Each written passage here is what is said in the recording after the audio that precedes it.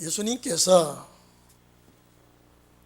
말씀 한마디 한마디 하실 적마다 율법 시대에 관한 말씀이 아니라 새로운 전환기가 오는 것을 주님은 늘 말씀하셨습니다.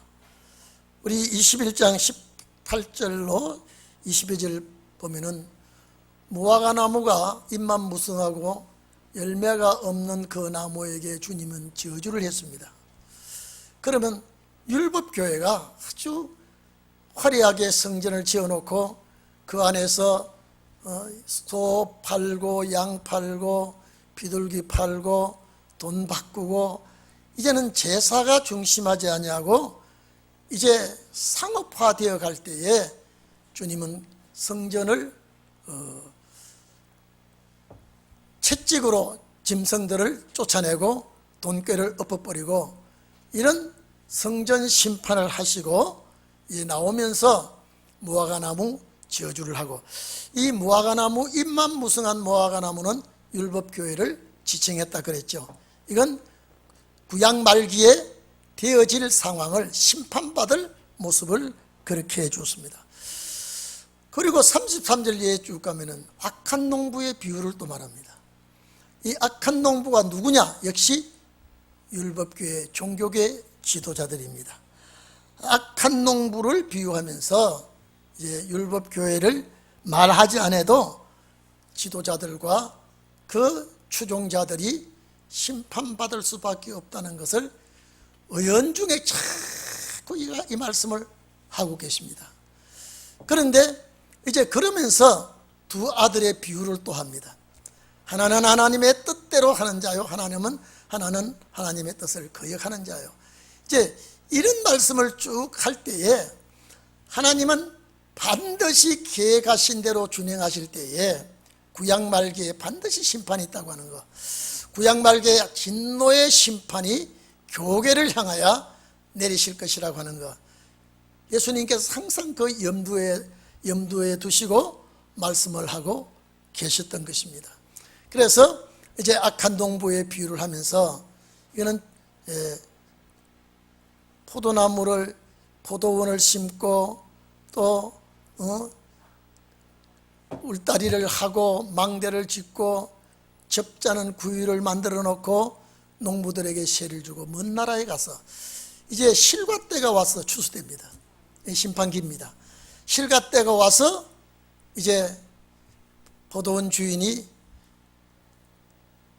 품삯을 받기 위해서 그 수확한 열매에 대한 대가를 받기 위해서 일꾼들을 보낼 때에 매질을 하고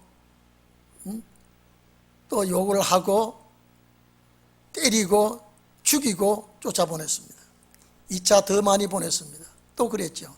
점점 더 심하게 하니까 이제 이 예수님 하시는 말씀입니다.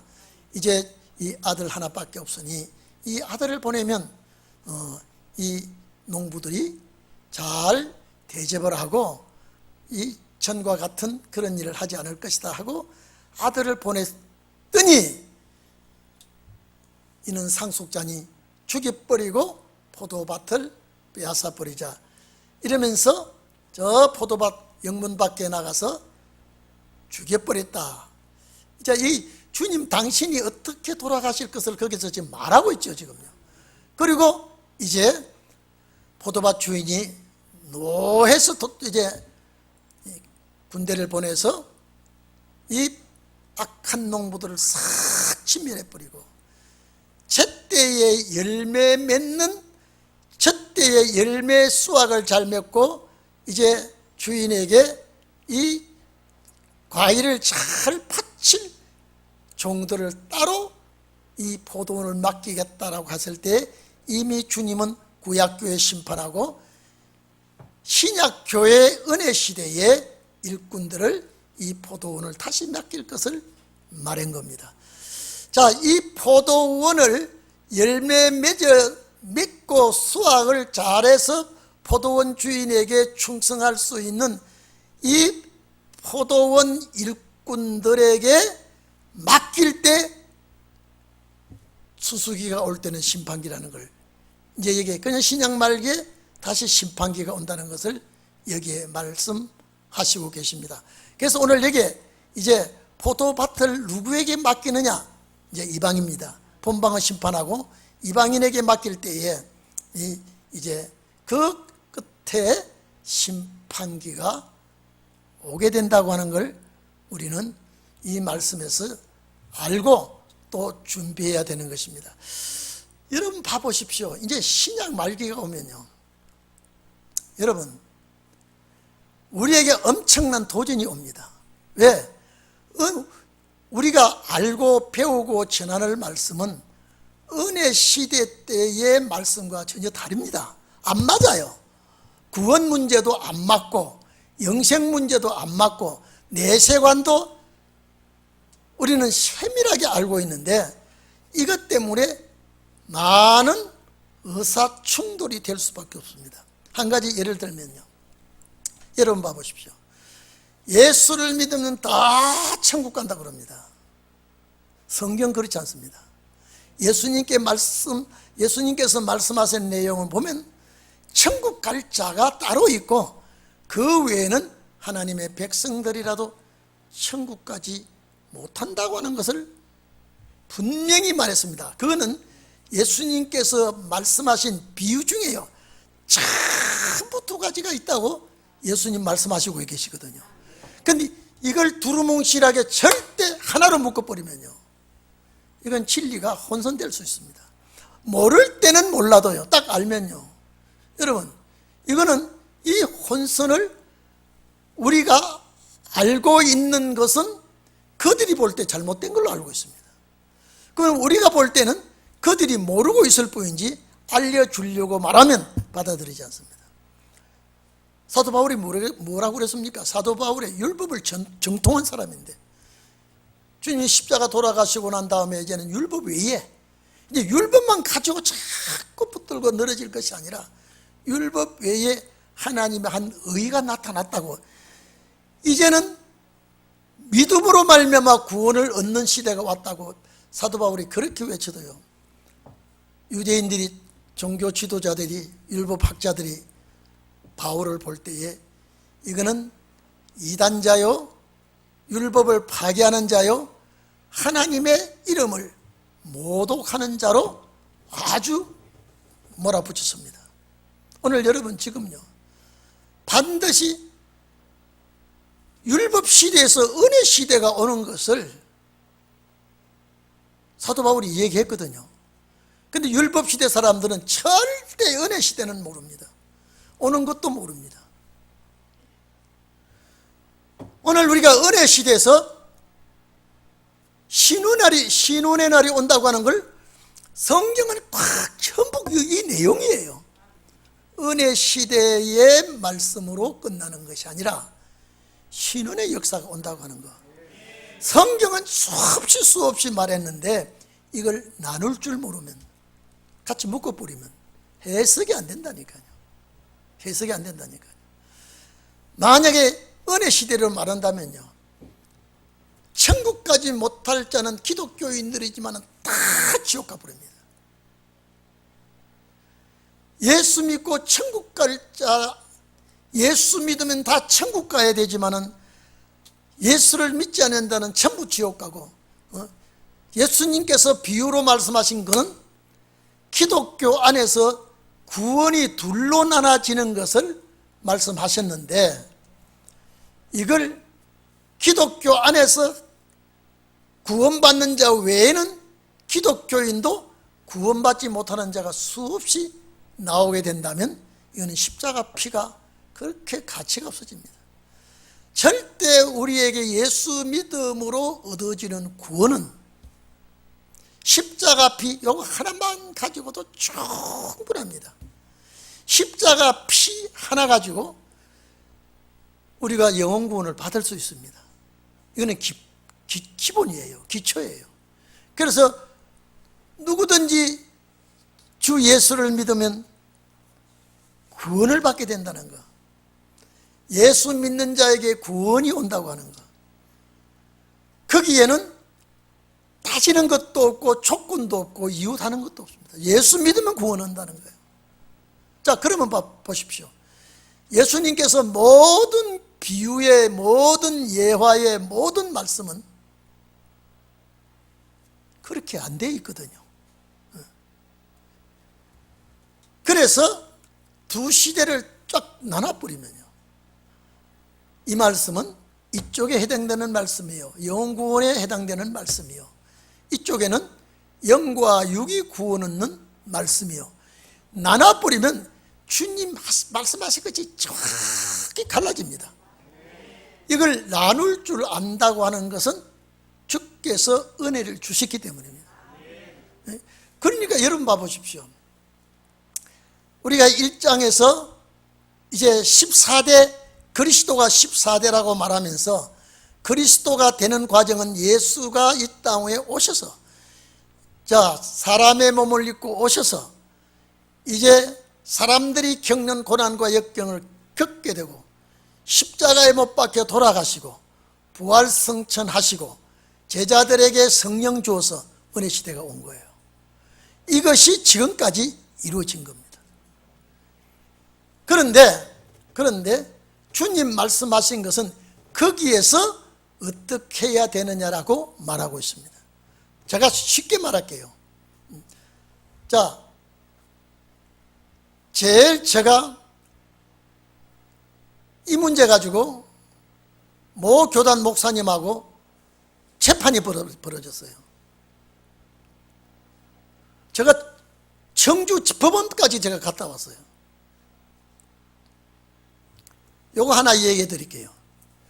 이분이 나를 왜 이단이라고 막 떠들고 했느냐면, 10처녀 중에 등과 기름을 준비한 처녀는 구원받지만은 등과 기름을 준비하지 못한 처녀는 지옥 가고 구원 없다 이런단 말이에요. 그래서 내가 거기서 그러면 제가 물어보자요. 그 사람들은 한 4, 5명이 왔더라고요. 재판석에요. 나는 저 혼자 갔어요. 그런데 재판관이 재판을 못해요. 이게 뭐가 잘못된지 알 수 없고 저 사람들이 모르더라고요. 그래서 내가 나와가지고 그랬어요. 자, 그러면 5 처녀가 구원받고 5 처녀가 구원 못 받고 지옥 갔다면 요 10 처녀가 다 기독교인이냐 아니냐 보니까 그거는 따지지 말고 구원받은 자와 못 받은 자만 놓고 얘기한다는 거예요. 아니, 다시 얘기한다. 10 처녀가 기독교인이냐 아니냐 이 말이에요. 기름 준비된 자와 기름 준비 안 된 자와 기독교인이 아니냐 말이에요. 대답을 안 해요. 그렇게 너댓 명만 우게 돼요. 그러니까 잘못된 게 아니냐 말이에요.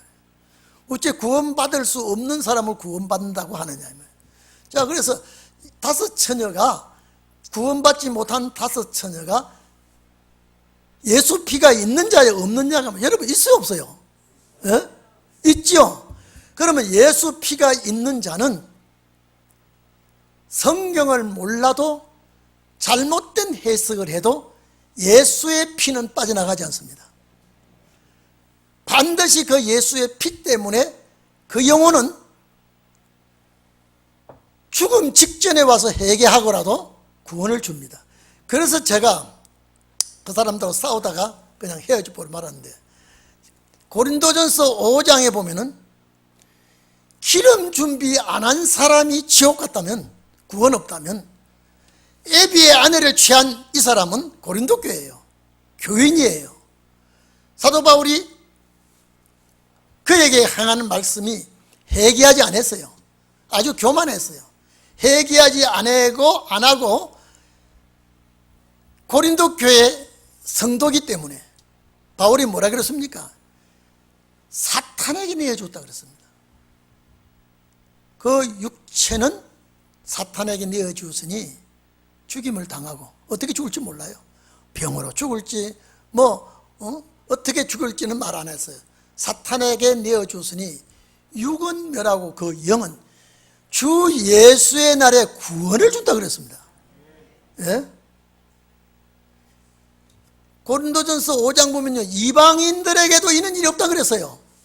그게 아마 자기 아버지가 세장가러 가고 젊은 여인을 얻은 것 같아요. 그 내용은 말 안 해도요, 내용이 그렇습니다. 그 사자에 보면요, 그런 사람도 예수 피 때문에 회개하지 못하고 죽였을 때 그 사람이 가는 곳은 낙원이 아닙니다. 범죄를 회개하지 못하고 죽었기 때문에 음부에 갑니다. 음부에 가요. 근데 그가 주 예수의 날은 초림에 주님 구름 타고 오실 그때가 아니에요. 무궁시대입니다. 주님 마지막 천년안식 이후에 심판 올 때에 예수의 피 때문에 구원을 줍니다. 예수의 피 때문에 구원을 주는 거예요. 예수님께서 이 땅에 계실 때 두 가지 비유 쭉 한 거는, 하나는 영광스러운 변화에 될, 구원받게 될 축복의 종들로 말씀을 하고요, 한편 부류는 환난을 당하나 그가 불순종함으로 주님 부탁의 말씀을 지키지 못함으로 그 속에 십자가 피는 있어요. 마지막 날 구원을 준다는 것이 예수님의 비유예요. 그러면 이제 제가 그 마태복음 25장 열천의 비유 가지고 제가 재판관하고 그 사람들하고 제가 갔을 때에 그 사건을 가지고 했지만은요, 그 비유 외에도 전부가 다 비유는, 주님은 비유하셨다면 두 가지예요. 주님의 비유는요. 그러면 그게 주님의 비유 내용이 뭐냐, 천국에 관한 비유를 하시면서 천국에 들어갈 자와 천국에 못 갈 자의 비유예요. 그러니까 천국에 못 가는 하나님의 백성은 어떻게 하느냐, 무궁시대는 가는 거예요. 영원 천국은 가는 거예요. 단 무엇만 놓칩니까? 천년 천국은 놓쳐버린다. 천년 안식은 놓친다는 거예요. 그래서 오늘 여러분들이 깨닫고 이제는 마음에 확 가져야 될 것은, 예수님께서 이 땅에 오셔서 하시는 말씀은 다 천국에 가는 말씀인데, 갈 자와 못 갈 자를 두 가지를 나눠놨다. 반석 위에 집을 짓는 자는 천국에 갈 자요, 모래 위에 집을 짓는 자는 천국에 못 갈 자인데 그 사람도 구원은 베풀어진다 이 말이에요. 단 육체의 구원은 얻지 못합니다. 그럼 예수님께서 비유의 말씀은 뭐냐, 육체 구원 받아라는 거예요. 그 나라 가야 된다는 거예요. 그런데 예수님께서 이 말씀을 하실 때에 너희들은, 유대인들은, 종교계 지도자들은 이미 하나님께서 너희들은 버릴 것으로 작정이 되어 있습니다. 이방을 구원할 것을 작정이 되어 있습니다. 여러분, 베드로전서 2장 7절에 보면요, 이 하나님이 정해놓은 거라 그랬습니다. 건축자들의 버린 돌이 모퉁이의 머릿돌이 되고 그 부딪히는 돌과 그치는 반석이 되었다 하니라 하놓고, 저희가 말씀을 순종치 아니함으로 넘어지나니, 자, 이것도 저희를 이렇게 정한 것이라 그랬습니다. 예? 불순종하면서 넘어지는 것은 이미 하나님이 정해놨다 이 말이에요. 하나님의 예정이 이렇게 무섭습니다. 정치 종교 지도자들이 예수님을 십자가 못 박아 죽이고, 예수님을 버린 것은, 십자가 못 박아 죽이는 버림돌 역사가 된 것은 하나님이 이렇게 정해놓은 거라 이 말이에요. 이걸 어떻게 바꿀 수가 있겠습니까? 그래서 이 포도원을 두 번째 농부들에게 넘겨줄 때에, 이거는 은혜 시대의 끝날 무렵에 또 실과 때가 온다 이 말이에요. 그때에 주님은 추수하는 일꾼들에게 그 주님과 계산할 때에 많은 수확을 가지고 계산을 해야 됩니다. 그래서 오늘 본문의 42절에 건축자들의 버린 돌이, 자, 모퉁이의 머릿돌이 되었나니, 오늘 여러분 이 말씀은 시편 118편 22절을 인용한 겁니다. 이미 시편 118편 22절에 이미 선지자가 예언을 했습니다. 건축자의 버린 돌이 진모퉁이 머릿돌이 되었나니, 시편 118편에 이렇게 예언했습니다. 이는 여호와께서 행하신 바요. 이거는 여호와께서 하시는 일이라. 그러면 여러분 보십시오. 버림돌을 되게 하는 것도 여호와께서 행하심이요, 그분을 머릿돌 되게 하시는 것도 그분이 행하심이라 이 말이에요. 이 하나님이 하시는 일이라 그 누구도 막지를 못한다 이 말이에요. 우리 눈에는 너무 이 귀한 일이, 신기한 일이요, 놀라운 일입니다. 그래서 이 말씀을 또 사도 베드로가 인용을 하면서 사도행전 4장 11절에 너희 건축자들의 버린 돌로서 진모퉁이의 머릿돌이 되셨느니라. 초림의 주님은 무슨 돌이에요? 초림의 주님은 무슨 돌이에요? 버림돌 역사라. 버림돌 역사 어떻게 버렸느냐? 십자가 못 박아 버렸다 이 말이에요. 이건 하나님이 하시는 일이에요. 만약에 그렇게 하지 않았다면 우리 이방이 구원받을 수가 없어. 구원이 될 수가 없어. 근데 이것은 하나님께서 하시는 일이다. 사도 베드로가 이 말씀을 인용해서 이제 주님의 부활하신 주님은 장차 머릿돌 역사를 하실 것이다 이 말. 사도 베드로도 인용을 했습니다. 베드로전서 2장에 7절에 건축자들의 버린 돌이 모퉁이의 머릿돌이 되었다고요. 그런데 부딪히는 돌과 그치는 반석이 되었다. 예수님이 땅에 와서 얼마나 부딪혔습니까? 율법주의자들하고 종교 지도자들하고. 이러면서 예수님의 하시는 말씀을 이들이 순종하면 안 된다니까요. 순종 안 하고 불순종하고 거역하는 것이 하나님의 뜻이요. 그렇게 함으로 말미암아 예수님을 십자가 못 박아 죽임으로 말미암아서 갖다 버림으로 말미암아서 이제 버림돌 역사가 이루어진 거라 이 말이죠. 이건 누가 하신 일이라고요? 하나님이 하셨다 이 말이에요. 하나님께서 계획하신 일은요, 저도 틀림없이 진행되고 있습니다. 그러니까 예수님께서 말씀하신 내용은 전부가 다 두 시대의 역사로 말씀하실 때에 여러분 이 보십시오. 자, 이 포도원 원악한 농부는 군대를 보내서 심판해 버렸죠. AD 70년경에 로마 군대가 들어와서 싸그리 작살을 내버렸습니다. 그 이후에 복음이 이방으로 전파되기 시작해서 오늘날까지 왔습니다. 이제 또 추수기가 올 때에, 이 추수기가 올 때 주님은 심판주로 오시게 되기 때문에, 이제 머릿돌 역사로 오기 때문에 오늘 우리는 잘 들어야 됩니다. 그래서 이날까지는 버림돌 역사를 알렸지만은 이제 오시는 주님은 머릿돌 역사를 알려야 되게 되어 있습니다. 그래서 스가랴서 4장 7절에 큰 싸나 네가 무엇이냐? 네가 스룹바벨 앞에 평지가 될 것이다. 이건 세상의 모든 정부를 무너뜨려 버리고 십자가의 역사를 일으킬 때에 평지가 되는 역사가. 그런데 이 머릿돌을 내놓을 때에 여러분 아직도 머릿돌을 안 내놓았죠?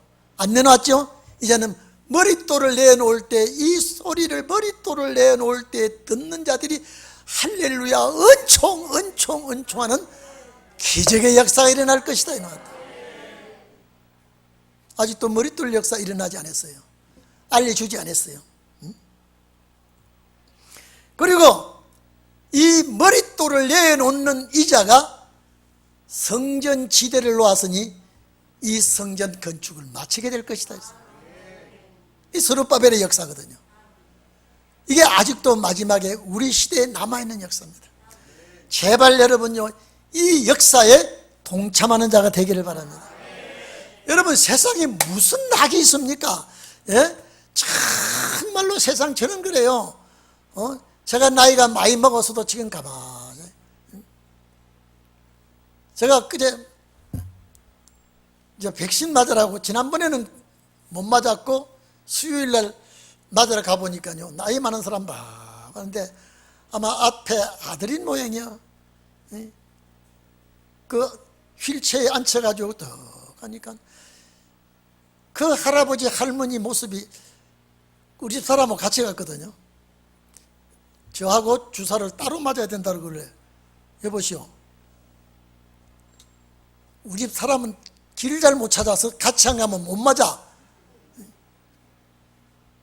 휠체어도 필요하고 다 필요한데 따로따로 안 된다 그랬더니, 아 그래요, 전혀 그 돈이 불편하게 와봐.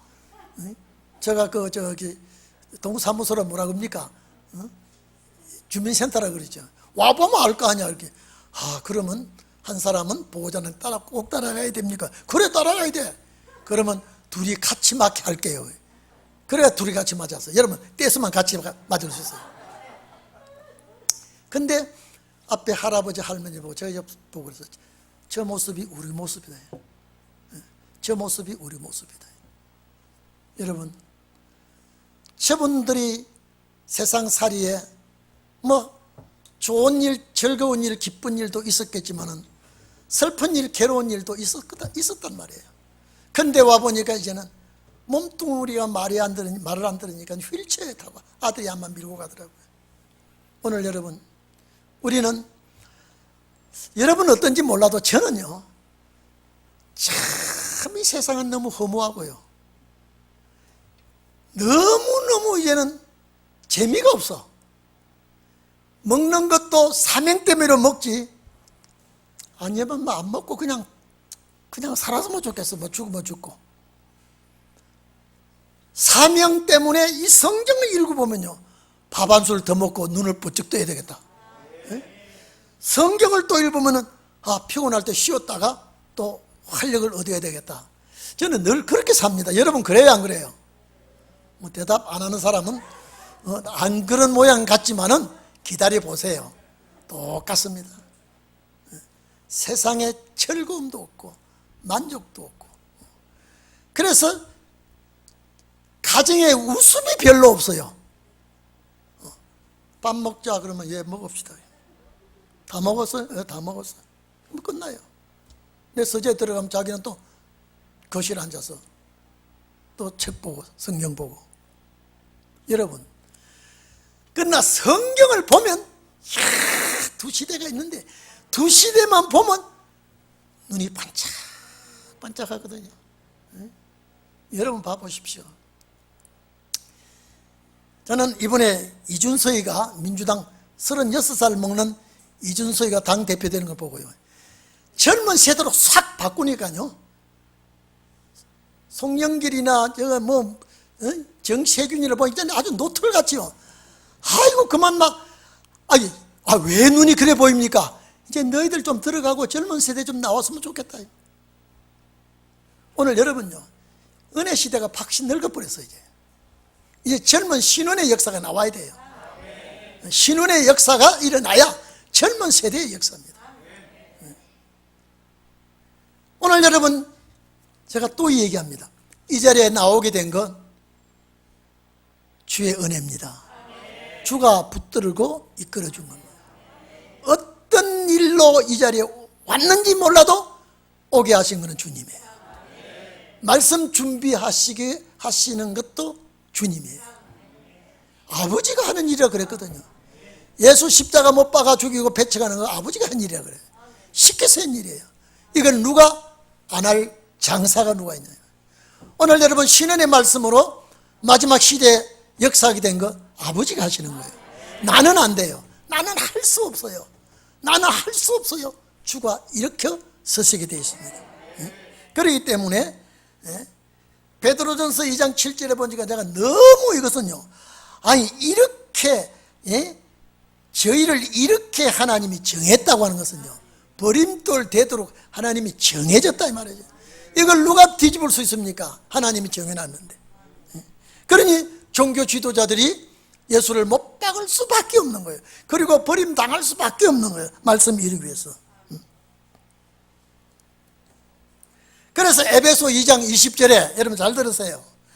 너희는 사도들과 선지자들의 터위에 세우심을 입은 자라고 그랬습니다. 그리스도 예수께서 친히 모퉁이 돌이 되셨고 너희들이 사도와 선지자들이 세운 터 위에 우리가 서게 되어 있다. 이거 하나님이 하시는 일입니다. 자, 여러분 이제 43절 한번 보십시오. 그러므로 너희에게 이르노니 하나님의 나라를 너희는 빼앗기고요. 이 빼앗기는 것도 하나님이 하신 일이에요. 이방 우리가 이 나라를 쟁취하는 것도 하나님이 하신 일이에요. 자, 하나님의 나라를 너희는 빼앗기. 하나님 나라 천국이죠. 천국이에요. 하나님의 나라를 너희는 빼앗기고 그 나라에 열매 맺는 백성이 받으리라. 이방이죠. 우리가 이 역사를 받았는데 우리에게도 추수 때가 온다 이 말이에요. 신약 말기 때 추수 때가 또 오게 되었습니다. 여러분 우리가요 여러분 성경을 자꾸 들으십시오. 제가 전에도 옛날에 얘기한 적이 있습니다. 콩나물이에요. 여러분 우리 할머니가 요사이는 뭐 마트에 가면 콩나물 꽉 찼죠. 돈마가지 가면요. 옛날에는 콩나물이 귀할 때요. 우리 할머니가 콩을 잘 골라요. 골라가지고 씻어서 시루에 앉아서 보재기를요. 빛이 안 들어가도록 보재기를 덮어요. 근데 수시로 물을 줘요. 물 주면 줄 빠져버리고 물 주면 줄 빠져버리고. 근데 나중에 자 3일, 4일, 5일, 열흘 되니까 콩나물이 막 이만큼 한 뼘씩 자라요. 그때 잘 자란 놈을 뽑아가지고 요리하러 갔는데 그게 뽑는 데 보면요 누워서 크는 콩나물이 있어요. 금방지게. 여러분 봤어요 안 봤어요? 저는 그때는 여사로 봤는데 보니까요 아니 다 머리를 쳐들고 크는데 아니 옆을 누워서 크는 놈이 있어요. 근데 앉아서 물을 먹은 놈이든 서서 먹은 놈이든 누워서 먹은 놈이든 자꾸 물만 먹으니까 자라더라 이 말이에요. 오늘 여러분요 자꾸 말씀에 물만 먹으면 콩나물 자라듯이 쑥쑥 자라는 거예요. 그래서 저는 그래요. 오늘 저녁 예배 누가 왔는가 이렇게 살펴보고요. 주님 저 정도를 주님께서 꼭 잡아서 보듬어 주세요. 동인교회까지 오신 것 주의 은혜입니다. 주의 사랑으로 선택을 입은 겁니다. 성리 꼭 하도록 해주시고 그 손 놓지 마십시오. 이 43절에 보면은요 율법교회 지도자들 박탈을 당하고 이방인들이 이 축복을 받게 될 때에 이 돌 위에 떨어져 머릿돌입니다. 이 돌 위에 떨어지는 자는 종교 지도자들입니다. 유대교 지도자들이죠. 이 돌 위에 떨어지는 자는 박살이 나버리고 자, 이 돌 위에 떨어지는다. 이 머릿돌 역사에 지금요 용서하지 않는 심판주의 모습입니다. 자, 깨어지겠고 이 돌이 사람 위에 떨어지면 이건 심판기입니다. 이거는 심판기에 세상 끝날이에요 지금요. 이 돌이 사람 위에 떨어지면 예수님께서 심판주로 머릿돌 되는 심판주로 오실 때는 온 인류가 이 심판주 앞에는 구원받지 못하면 박살나버립니다. 구원받지 못하면. 여러분은 이런 축복의 종들이 되기를 바랍니다. 참 여러분요 제가 여러분들에게 오늘 예배 드리고 집에 가면 박 목사가 여러분 한 사람 기억하고 있다는 걸 생각해 주세요. 이 말씀이 여러분 속에서 역사하기를 바랍니다. 이 말씀이 나를 끌고 가기를 바랍니다. 여러분 봐보십시오. 이게 심판이 바로 이 머릿돌은 심판 역사 아닙니까? 이 심판은 은혜 시대 안 하게 돼 있어요. 이거는 신운의 날에 심판하게끔 돼 있어요. 그러니까 은혜의 해가 오고 난 다음에 신운의 날이 온다고 했는데 안 오겠습니까? 여러분 보십시오. 겨울에서 봄이 올라고 할 때는요, 따뜻하다가 춥다가 따뜻하다가 춥다가 비가 오다가 춥다가 자꾸 이러다가 그만 봄이 확 와버립니다. 봄이 올 때에 춥다가 따뜻하다가 춥다가 따뜻하다가 아주 추울 때도요, 나무 잎은 그래도 푸릇푸릇하게 싹이 나오게 되어 있습니다. 추워도요. 그러다가 봄이 확 와버리면요, 나무가 싱싱하게 잎을 피우고 꽃을 피워버립니다. 처음에는 겨울 같기도 하고 봄 같기도 하고 왔다 갔다 그 사이에 섞여지는 날들이 있습니다. 여러분, 이제 여름이 지나간 다음에 가을이 올 때 보십시오. 추위가 온 것 같기도 하고 또 안 오고 여름이 또 계속되는 것 같고, 이러다가 저러다가 비가 오기 시작하면 추워지고 그만 가을이 와고 겨울이 와버립니다. 지금 은혜 시대에서요, 율법 시대에서 은혜 시대로 왔기 때문에 은혜 시대에서 신운의 날로 가는 것 같이 하다가 다시 은혜 시대가 되는 것 같고, 은혜 시대가 되는 것 같다가도 신운의 날이 오는 것 같고, 지금 이렇게 약간 기우직으로 이렇게 돼 있다가 확 와버리면 전삼년만 들어가 버립니다. 그때는 여러분들이 준비할 시간이 없습니다. 준비한 것 가지고 역사하게 되어 있습니다.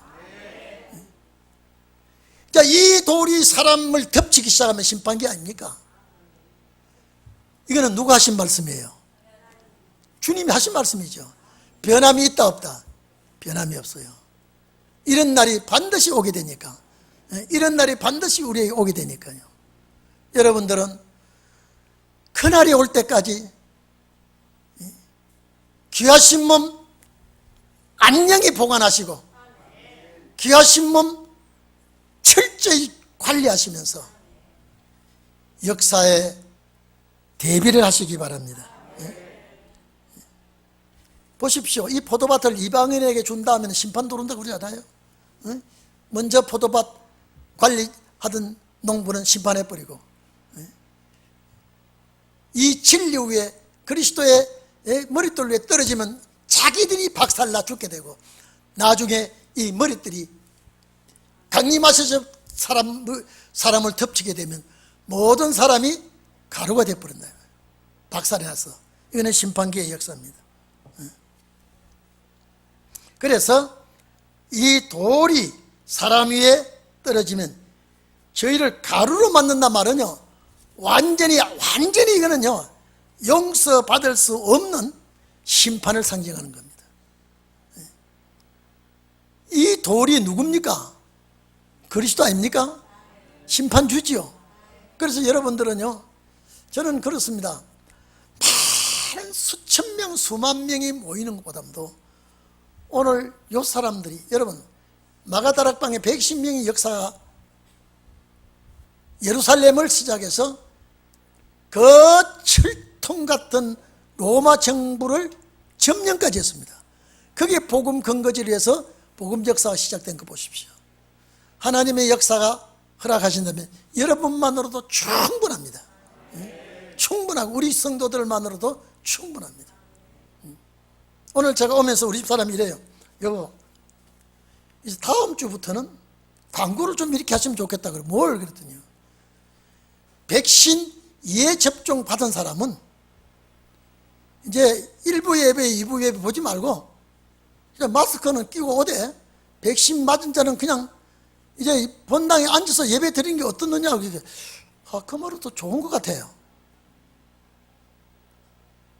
백신 다 맞으면 이제 뭐 1부, 2부 나눠서 할 필요가 없고, 다 맞을 때까지는 이렇게 드리지만은 백신 다 맞고 난 다음에는 이제 1부, 2부 뭐 거리두기도 필요 없고, 이제 마스크 끼고 예배는 드리지만은 당분간 이걸 폐지했으면 좋겠다고 본당에 와서 예배드리고 싶어서 한들박다는 우리 성도들이 얼마나 많은데, 이에 접종하고 난 다음에 이제는 면역이 생긴 사람들에게까지 그렇게 할 필요가 뭐 있나라고 하는 소리를 들을 때, 여러분 동의합니까? 아닙니까? 상당히 좋죠? 그거 참 좋은 안이다 그렇습니다. 제가 이런 말씀을 하면서 성전에 모이지 못하고 준비하지 못하면 되겠습니까? 이는 점점 우리는 가까이 오게 돼 있고 주의 역사가 임박하게 되기 때문에. 그런데 예수님은 너희 발에서 껴인 너희들이 이 가루가 된다, 너희들이 이 박살난다 말하지 않아도, 이것들은 축복받는 소리는 못 깨달아도 저기들이 심판받는 소리를 깨달은 모양이에요. 예수님께서 이 말씀을 하니까 대제사장들과 바리새 교인들이 예수님의 이 비유를 듣고 자기들을 가리켜 말씀하신 줄 알고 잡고자 하나 무리를 두려워했다. 여러분, 예수님께서 이 설교, 이 비유, 이걸 어디서 하신 곳인지 아십니까? 성전이에요. 만약에 제사장들이, 율법학자들이 성전 수비대를 시켜서라도 예수 체포하라면 체포할 수 있어요. 이미 성전 아니니까. 그럴 수 있죠. 그래도 하나님의 허락이 없으니까 예수를 체포하지 못하고 오히려 예수님에 대해서 많은 무리가 옹이하고 있으니까 두려워했다. 성전 경비원들을 불러다가 저 예수, 저 못된 우리를 저주 악담하는, 이렇게 빙 둘러서 우리를 저주하는 저 예수를 잡아라 그러면 될 텐데, 그 짓을 못하는 것은 정한 때가 되지 못해서, 이미 예수님은 잡혀 죽기로 결정하고 온 사람 아닙니까? 그런데 정한 때 정한 시를 정해져 있기 때문에 이들이 체포하지 못하고 성전에 있는 예수님을 오히려 무리가 무서워서 잡지를 못하고, 왜? 그 당시에 예수님은 참 귀한 선지자로 알고 있기 때문에 이렇게 기록이 되어 있습니다. 이 말씀은 예수님이 하신 말씀이거든요. 그래서 우리가 여기 보면은 분명히 구약 말기의 심판이 있고 신약 말기의 심판이 있다 이 말이죠. 구약 말기의 종교 심판이 있고 신약 말기의 종교 심판이 있다 이 말이에요. 여러분 봐보십시오. 구약 말기의 종교 심판보다요, 신약 말기에, 이 돌이 사람들 위에 떨어지면 가루가 되어버린다 그러면 얼마나 무서운 심판이기에 예수님께서 이런 말씀을 했겠냐 이 말이죠. 그래서 여러분들은 이제 율법시대 종도 아니요, 은혜시대 종도 아니요, 신혼의 날의 종이기 때문에 하나님은 신혼의 날의 종들을 천지는 없어지는 한이 있더라도 여러분은 귀하게 서시는 날이 될 줄로 믿습니다. 예수님의 비유가 전부 두 시대예요. 비유 중에 두 시대가 아는 게 하나도 없습니다. 전부 비유예요. 그런데 그 비유가 불신자와 신자가 아니라, 불신자는 예수님의 비유에 해당이 안 됩니다. 신자들 중에, 기독교인 중에 두 종류란 말이에요. 그래서 제가 늘 말씀했죠. 믿는 자는 넓은 길이요, 믿는 자는 좁은 길이요, 불신자는 넓은 길이라고 했는데, 지난 이날까지 모든 목사님들이 다 그러고 있습니다. 그런데 안 믿는 자는 길도 없어요. 예수님 나는 길이요 진리요 생명이라 그랬기 때문에 요한복음 14장에 예수 믿는 우리가 예수님의 말씀 따라 가는 자가 이 길로 가는 것이 진리의 길이요 생명의 길인지, 불신자는 이 길도 없어요. 그러면 믿는 자 가운데 말씀 따라 확실히 걸어가는 자는 생명의 길이요, 좁은 길이요, 영생의 길이요, 예수 믿으면서 그저 쉬운 대로 넓은 대로 되는 대로 가는 길은 넓은 길이요, 많은 사람이 가는 길이요, 멸망의 길이요. 무슨 멸망? 육체가 멸망당한다 이 말이에요. 이게 주님이 나눠준 말씀이에요. 이해되시죠? 그러니까 여러분들이 이 말씀을 들을 때 아멘하고, 내가 이 말씀에 도장을 찍고 확실합니다, 내가 이 말씀 놓칠 수는 없습니다 라고 하면서 예배에 참여하시기를 바랍니다. 다 같이 기도하겠습니다.